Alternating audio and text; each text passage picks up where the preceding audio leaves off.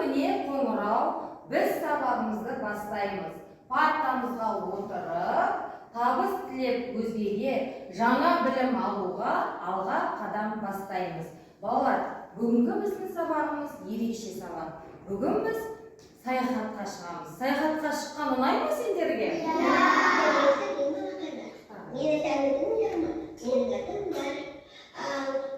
Менің досым, оған айтатын жақсы жаңалығым бар.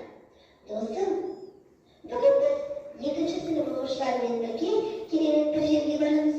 Қайда деп ойлайсың? Біз бүгін дүкенге барамыз. Иә, сен дұрыс естідің. Балалар, біз бүгін дүкенге барып, ондағы әртүрлі заттардың массасын өлшеп үйренеміз. Масса дегеніміз не? Бізді сабақ барысында мұқият тыңдаңыздар. Бүгінгі сабақ өте қызық болады. Ендеше дайындал. Дарамен саяхатқа шығамыз ба, балалар? Саяхатқа шығу үшін бізге не керек? Жол дорба керек. Дараның несі болады? Жол дорбасы болады, өте тамаша. Міне жол дорба. Міне бүгін біз алған бағаларымызды осы жол дорбаға салатын боламыз. Сәлем достар, мен Дараның жол дорбасымын. Бүгін саяхатқа сіздермен бірге мен жаттым. Сабақ барысында алған бағаларыңызды менімен бөлісіп отыруды ұмытпаңыздар. Сіздердің сабаққа қатыстарыңызды тексеріп отырамын. Белсенді болуға уәде беріңіздер. Уәде береміз ба? Яғни бүгін біз алған бағаларымызды осы Дараның жол дорбасына не істейміз? Саламыз. Тамаша. Қазір мен сендерге сатып алушының қойын дәптерін дайындап қойдым. Қазір осы қойын дәптерлерді алып, 3 топқа бөлінеміз. Кәдімгі келеміз бәріміз біртіндеп. Аламыз, ішін оқып, 3 топқа отыра аламыз. Кімде ішін оқимыз, қойын дәптердің ішінде қандай өлшем бірліктер жазылған, сол топ бойынша топқа бөлінеміз. Сіз салмақ тобы, бірінші партаға барамыз. Таразы тобы, өлшем тобы. Біз жаңа қойын дәптерлер арқылы 3 топқа бөліндік. Өлшем тобы, салмақ тобы, таразы тобы. 3 топқа бөліндік. Қазір біз 3 топ жарысамыз. Кім көп сабаққа жақсы қатысқан балаларға мен Дарадан арнайы сендерге сыйлықтар таратамын. Сосын сабақтың соңында біз қай топ жеңіске жеткенін көреміз, анықтаймыз. 3 топқа бөлініп алдық, балалар. Ал сендерге сәттілік. Саяхатқа шығамыз ба? Балалар, бүгінгі біз саяхат сабағымыздың ережелері бар.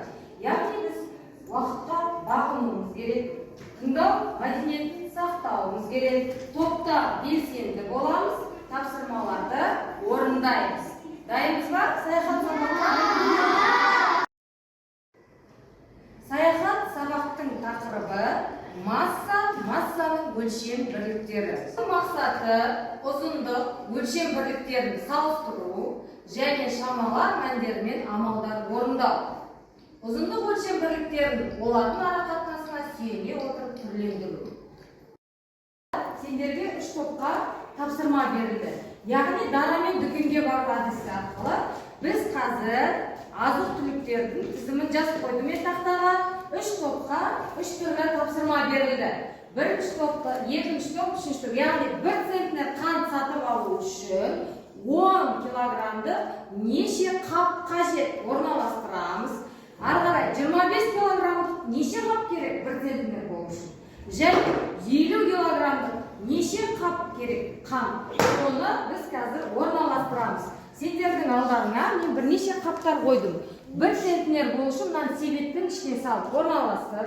1 центнер болып. Тез топпен жұмыс жасайық. Сіздер қай топ бірінші болады? Орналады, бетіне бүйтіп қоя салады. Так, бас қоңырады. Өте жақсы. Бірінші болып таразы тобы бітті, салмақ тобы, жарайсың, өлшем тобы. Тамаша, так тексерейік шыққан. Салмақ тобы 1 центнер болу үшін 50 килограмдық 2 қапты орналастыр себетке. Дұрыс па балалар? 1 центнер бола ма? Болады, тамаша, дұрыс. Екінші таразы тобы сендер неше қант салдыңдар? 1 центнер болу үшін 25 килограмды 4 қап салды себетке, дұрыс па? 1 центнер бола ма? Тамаша. Ары қарай өлшем тобы сіздер неше қап салдыңыздар? Санайықтар. Санаңдар. 1, 2, 3, 4, 5, 6, 7, 8, 9, 10. Яғни 10 килограммнан 10 қап болса қанша болады? 100. Тамаша. 1 центнер болады. Яғни 100 килограмм. Тамаша. Өте жақсы орындадыңыздар. 1 центнерде неше килограмм бар? Өлшем тобы. 1 центнерде неше килограмм бар? 100. Тамаша. Өте жақсы орындадыңыз. Тамаша. Biz sendерге мақтанамыз. Жарайсыздар. Барлық тапсырманы дұрыс орындаңыздар. Саяхатымызды жалғастырамыз. Балалар, қазір біз практикалық жұмыс жасаймыз. 3 топқа мен 3 таразды тақап беремін. Бірінші сендер электронды тараз. Мынау кәдімгі бұрында осындай тараздар болатын дүкендерде, қазір сендерге ал мынау күнделікті біз тараз пайдаланамыз, үйде азық-түлік өлшегенде. Міне, осы өлшем бірліктер таразларды пайдаланып отырып, қазір біз практикалық жұмыс жасаймыз. Өлшеуге болады ма осы ама? Сапош қайсы ауыр? Пияз ауыр, осы көз мөлшерінде біз өлшей береміз, қайсының салмағы ауыр деп ойлайсыңдар? Неге? Үлкен, немесе мынандай электрондық таразбен оның неше грамм екенін өлшеуге бола ма? Болады. Тамаша. Салмақ тобы. Екінші топ. Сіздер қандай тараз пайдаландыңдар? Міне. Қандай болып тұр тараздың салмағы? Қай жақ? Кең бетін ба? Қай жақ үлкен? Салмағы. Мына жақ үлкен болып тұр, осылай өлшеуге болады. Ал сіздердікі кәдімгі қандай таразы? Қол тараз. Кән асылан өлшеу ғой? Тұрып орнында өлшеу. Қол таразбен тұздың салмағын өлшейміз қазір. Қанша килограмм екен? 1 килограмм екен. Тұздың салмағы неше килограмм? 1 килограмм. Яғни өлшем бірліктерді жасап аламыз, балалар? Тамаша. Міне, айналадағы да заттарды көзбен өлшеуге бола ма? Бола ма? Көзбен өлшеуге де болады, өте жақсы. Міне, алма мен пиязды да осылай салмақ арқылы таразға салмай-ақ балалар өлшеуге болады. Қарашы, қайсы үлкен деп ойлайсыздар салмағы? Пияздың салмағы ауыр. Қайсы салмағы ауыр? Өте жақсы. Біз тараз болмаса да көз мөлшермен осылай не істей аламыз? Өлшей аламыз.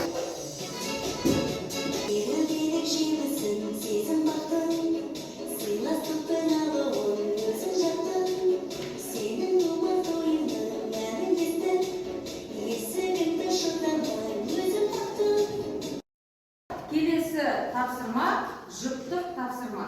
Қазір мен сендерге жұппен тапсырма беремін. Орындаймыз.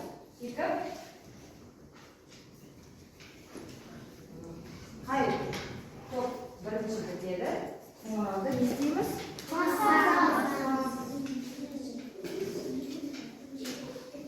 Орындаймыз. Тамаша, салмақ тобы. Жақсы.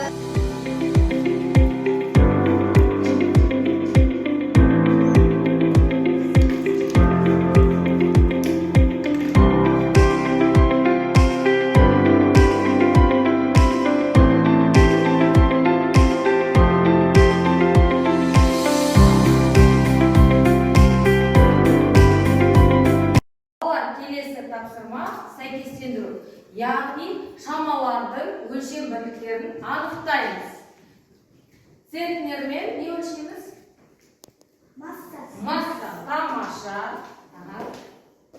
Аслан, келесі ұзындықпен? Өте жақсы.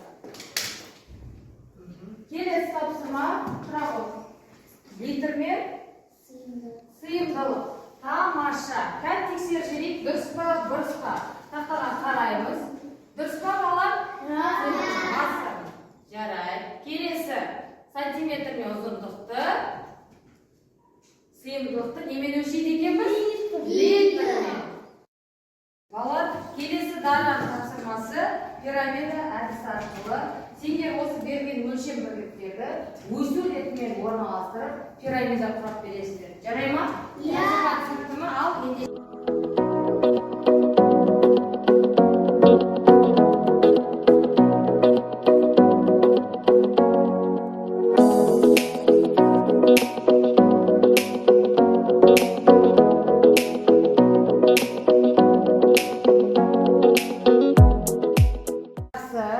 кәне екінші таразы тобы өте жақсы.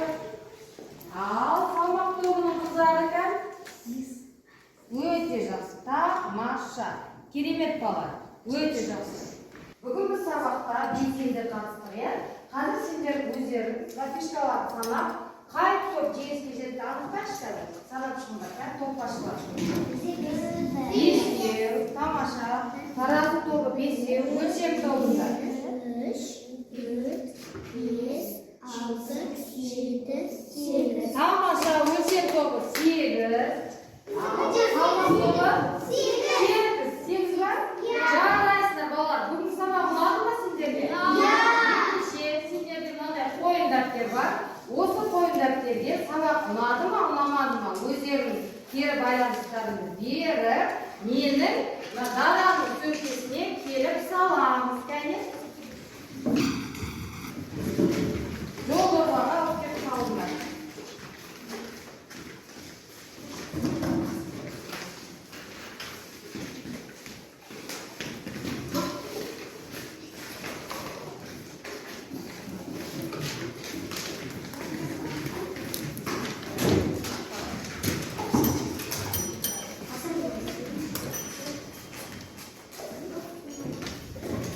Тамаша.